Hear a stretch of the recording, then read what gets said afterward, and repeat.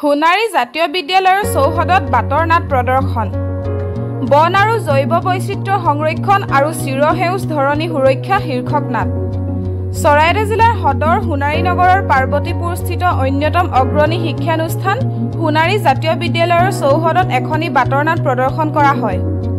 অসম চৰকাৰৰ বন বিভাগৰ কাৰ্যক্ৰমৰ অংশ হিচাপে অসমৰ জনপ্ৰিয় অভিনেতা নয়ন নিৰ্বাণ বৰুৱাৰ তত্ত্বাৱধানত বন আৰু জৈৱ বৈচিত্ৰ্য সংৰক্ষণ আৰু চিৰসেউজ ধৰণী সুৰক্ষা শীৰ্ষক নাটখনিৰ প্ৰদৰ্শনৰ জৰিয়তে ছাত্ৰ ছাত্ৰীসকলৰ মাজত সজাগতা বৃদ্ধি কৰিবলৈ এনে পদক্ষেপ গ্ৰহণ কৰি অহা হৈছে।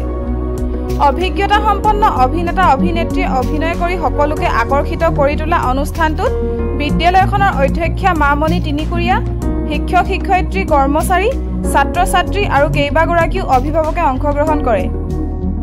মাহমৰাৰ পৰা ফৰিদ আলীৰ ৰিপৰ্ট এনি ভইচ। और तार प्रभाव परिছে উপকূলীয় অঞ্চলত সেইবাবে বছৰি হোৱা বানপানীয়ে আমাৰ জীৱনলৈ দুৰ্যোগ মাতি আনিছে আৰু আমাৰ বাসস্থান আমি সুৰক্ষিত কৰিব পৰা কিবা আশা আছে।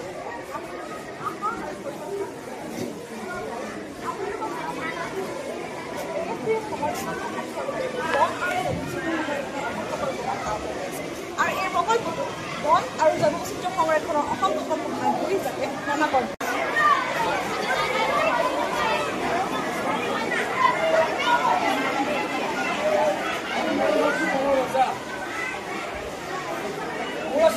সাহস আৰু শক্তি কিন্তু আমাদেৰ অৰণ্য ধ্বংসৰ কথা সেয়েহে আপোনালোকে আহক আমাক বচাওক আমাক ৰক্ষা কৰক আমাক ৰক্ষা কৰক।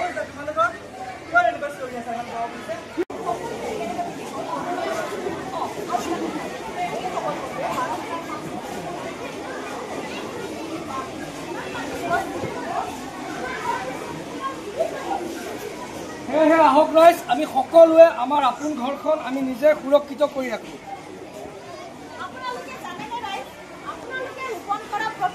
সকলোৱে সহযোগ কৰিব দেই।